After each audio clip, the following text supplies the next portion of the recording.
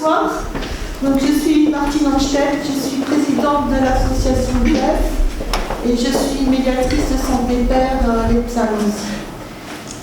Je vais vous présenter sommairement l'association JEF et je vais vous présenter les actions qu'on met en œuvre et plus particulièrement un petit focus sur le logement. Alors, l'association JEF gère aujourd'hui un budget de 50 000 €. On a créé cette association ensemble en 2018.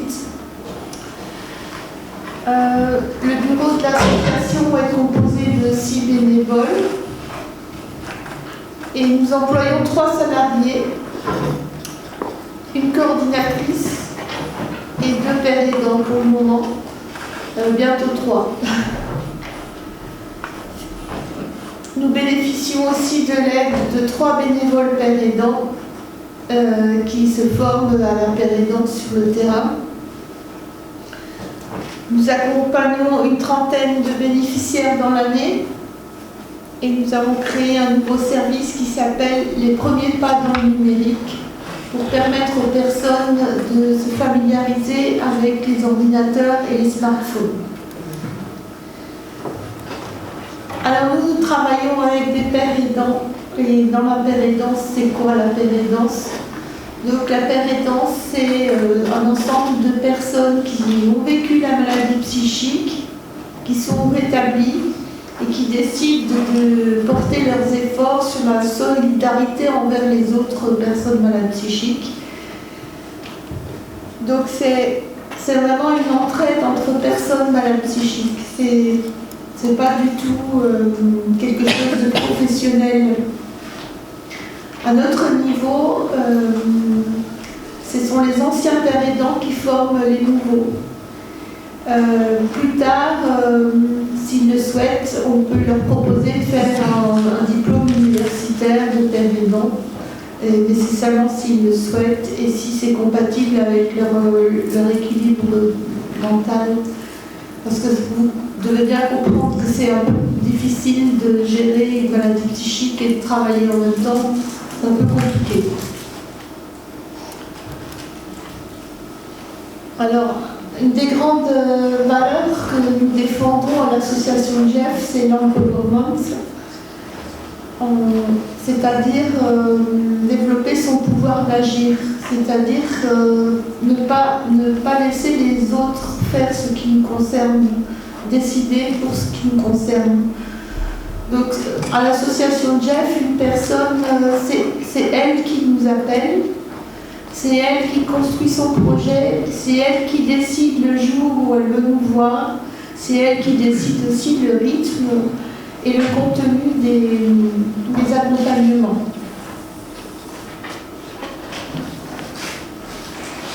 Donc l'objectif, c'est évidemment de permettre aux personnes de devenir de plus en plus autonomes dans la gestion de leur domicile pour qu'elles puissent après se consacrer à des activités.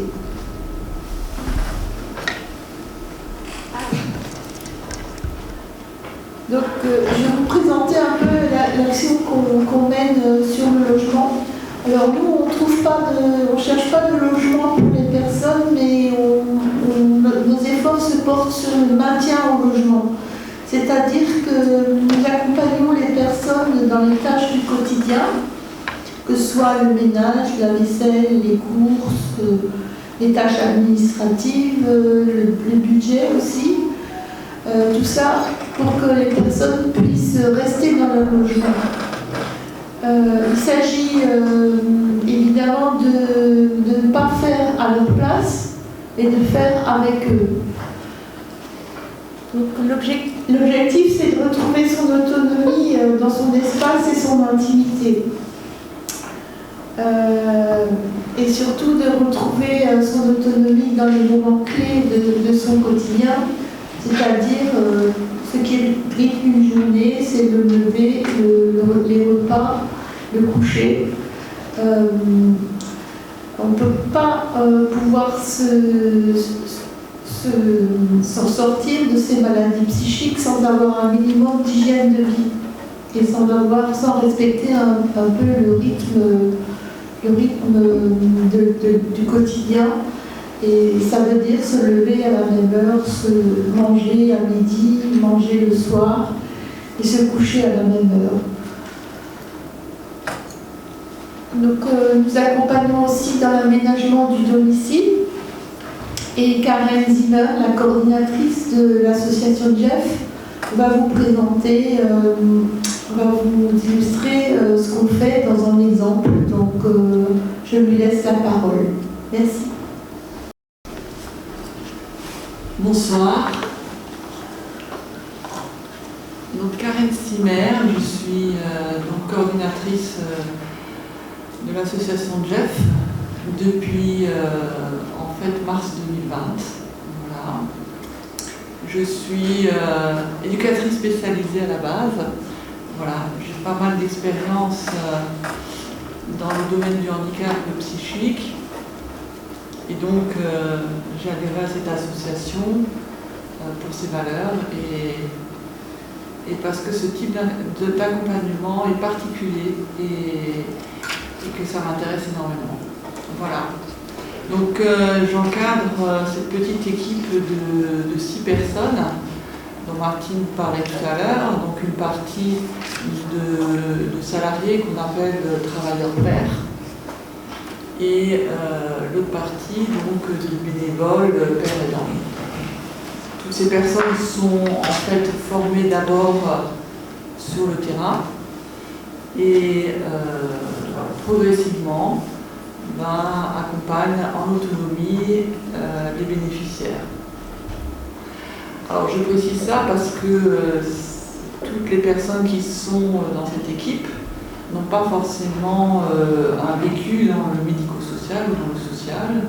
Ce sont des personnes aussi qui viennent d'autres horizons et donc qui ont besoin de connaître l'approche sur le terrain. Voilà. Alors dans l'association Jeff, effectivement, on a plusieurs activités, dont la partie logement et le maintien donc des personnes, des bénéficiaires dans le logement.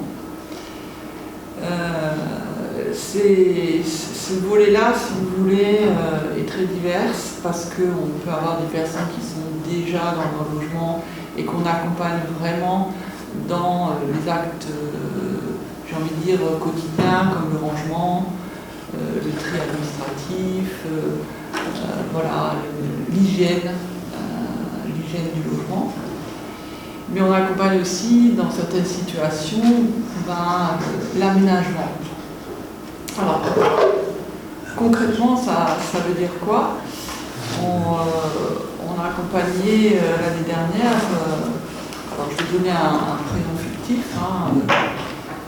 Yvette qui a 62 ans, 62 ans, elle sort de l'hôpital psychiatrique et en fait elle passe de la ville de Célestat à la ville de Strasbourg où elle vient de bénéficier d'un nouveau logement et donc il faut aménager ce logement. Le déménagement, ce n'est pas l'association Jeff qui s'en occupe. Donc c'est une personne qui est sous curatelle et donc c'est sa curatrice qui s'est occupée de ce déménagement. Et en fait, elle a sollicité l'association Jeff pour vraiment emménager ce nouveau logement. Alors c'était un peu compliqué parce que cette histoire en fait se passe en pleine crise sanitaire et du coup vous connaissez un petit peu les complications. Lorsqu'on a acheté, lorsque Yvette a acheté tous ces meubles, il a fallu bien sûr attendre jusqu'à ce que tout ça soit livré. Et puis le montage de ces meubles, l'association Jeff malheureusement ne s'occupe pas de ça. Donc ce qui est positif dans cette situation, c'est qu'on a des partenaires, entre autres le partenaire Animal Home, qui a un volet donc Bird, qui permet à cette personne de pouvoir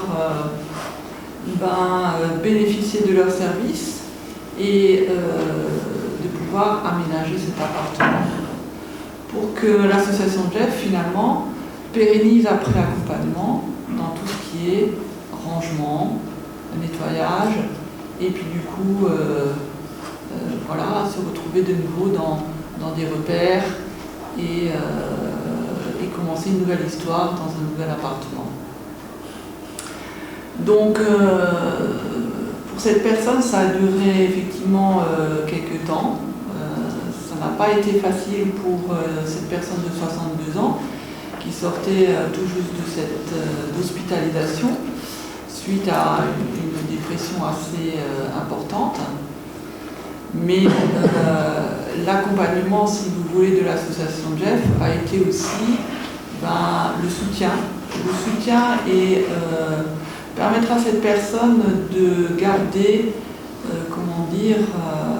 le moral et prendre patience pour tout ce qui allait acheminer sur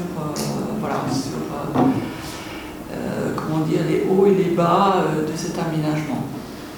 Donc, la fréquence à laquelle on voyait cette personne était d'à peu près une fois par semaine.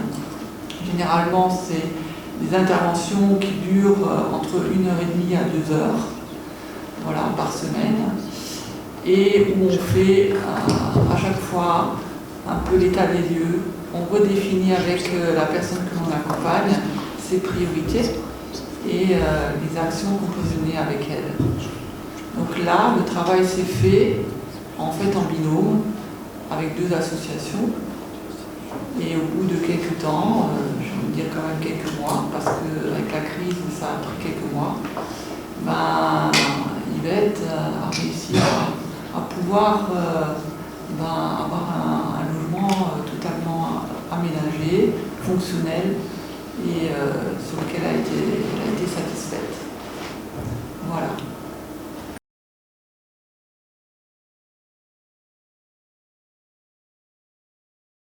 C'est-à-dire que tout cet accompagnement dans les tâches du quotidien leur permet effectivement d'avoir des repères, une base pour pouvoir continuer à travailler, à arriver au travail à l'heure, et puis à se concentrer dans leur activité et en ayant éliminé tous les soucis du quotidien. Mais pas que. L'association Jeff, merci, elle essaye aussi de permettre aux personnes de réaliser un rêve, une passion, une activité qui leur plaît, et de comme ça reconstruire des réseaux autour d'eux, des amis qui partagent les mêmes passions. Cette activité, quand on la pousse un peu plus loin, pourrait devenir un travail. Voilà, un petit peu le cheminement idéal. C'est aussi le travail des pères aidants à l'association Jeff, parce que toutes ces personnes qui viennent offrir d'abord le don de leur temps dans leur bénévolat et qui finissent par devenir des salariés, ça leur permet de construire, par exemple, de pouvoir louer un appartement, de pouvoir ensuite acheter une voiture et puis peut-être après s'envoler vers une autre profession. Mais en tous les cas, ça leur permet de se reconstruire. Et c'est vraiment ce qu'on espère pour tous les bénéficiaires et tous les salariés et les bénévoles de l'association Jeff.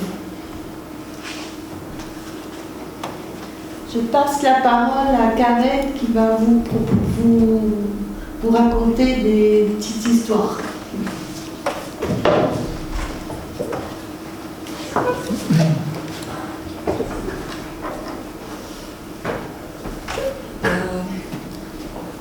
Donc juste pour compléter ce que Martine disait, c'est que l'association Jeff en fait intervient le plus souvent avec ses partenaires en complémentarité. Parce que nous ne faisons pas pour nos bénéficiaires de recherche d'emploi actif, mais nous préparons les choses. Et donc, du coup, l'association Jeff ne se substitue pas en fait à une structure ou à un organisme médico-social. elle vient toujours en complément. Voilà. Alors, nous travaillons essentiellement dans ce type de volet, donc dans le volet travail, avec le CIMOT. Le CIMOT qui fait partie donc de l'association Route Nouvelle Alsace. Et les bénéficiaires en fait qui arrivent à l'association Jeff nous interpellent plutôt pour préparer les choses avant d'avoir leur rendez-vous au CIMOT. Donc du coup on peut être habilité à intervenir pour leur aider, leur donner un petit coup de main dans tout ce qui est reconstruction d'un CV, lettre de motivation. Des fois ça peut aller jusqu'à des simulations d'entretien, d'embauche, voilà. Mais la partie la plus importante, c'est surtout de redonner confiance à la personne. Parce que quand on a des troubles psychiques, la première question qu'on se pose, c'est de savoir déjà